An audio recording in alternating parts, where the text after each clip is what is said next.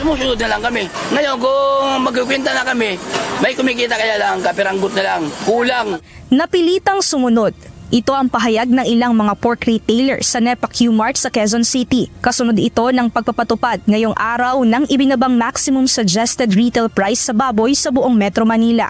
Para sa mag-asawang Lolita at Martin Acebron, mabigat sa kanilang negosyo ang unang araw ng implementasyon dahil pinilit na lang nilang ibaba ang presyo ng kanilang tinda makasunod lang sa direktiba. 350 pesos kada kilo ang itinaktang bentahan ng kasim at pige. 380 pesos kada kilo naman ang dapat sa presyo ng liempo. Bukod dito, 300 pesos naman ang isang sabit ulo o isang buong katay na baboy para makasunod sa itinakdang MSRP ang mga retailer. Ngunit para sa mag-asawang Acebron, dapat anila ay ibaba pa sa 290 pesos ang presyo ng isang buong katay na baboy o sabit ulo para kumita rin sila sa 350 pesos at 380 pesos na kada kilo na bentahan. 290 talaga dapat, 290. Kasi ang sumusobra niya, kunti na lang eh. Hindi na kami nakakabawi. Gusto ka nga namin minto sa pagtitinda na eh. Ako ayoko na nga magtinda eh. Napipilitan lang ako kasi ang pwesto binabayaran mo to. Kahit hindi ka nagtinda, binabayaran ng pwesto. Panawagan nila, dapat magbaba ng presyo ang mga nagbabagsak sa kanila para kahit papaano ay makabawi sila, lalo pat nakikitang malaking kakompetensya ng mga sariwang baboy ang mga frozen o imported. Dagdag pa ng mag-asawa, sa isang buong baboy ay kasama sa timbangang mga buto, ulo at pata na kung minsan ay hindi na gaanong nabebenta. Madalas ay ibinebenta na lang nila ng tumpok kahit sa mababang halaga dahil mas pinipili ng mamimili ang laman at liempo kung saan sila bumabawi.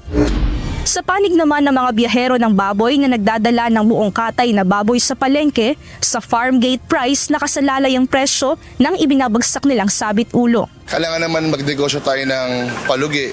Halimbawa, si farm gate price ay nagpresyo ng 250. Siyempre, kailangan mag-markup kami doon ng mga at least 50 to 60 pesos.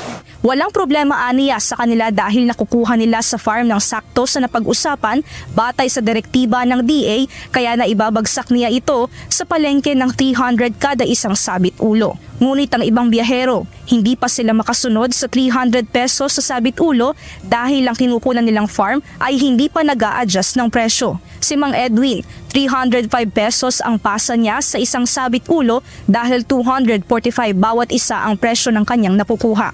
Tuloy ang ano pa rin ng live feed, may 345 pa eh, ay 245 pa eh.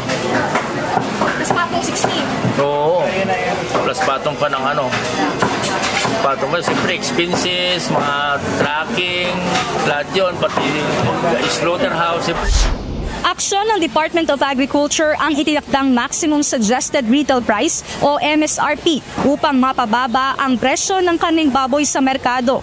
Ngunit hindi lamang ang mga retailer, kundi maging ang mga mamimili ang hindi naging masaya kahit ibinaba ang presyo. Mataas pa din eh. Kasi hindi naman tumataas ang sweldo. Namimili pa rin. Hindi naman tumataas ang sweldo. Buti sana tumataas. Hindi eh. Ganun pa rin eh.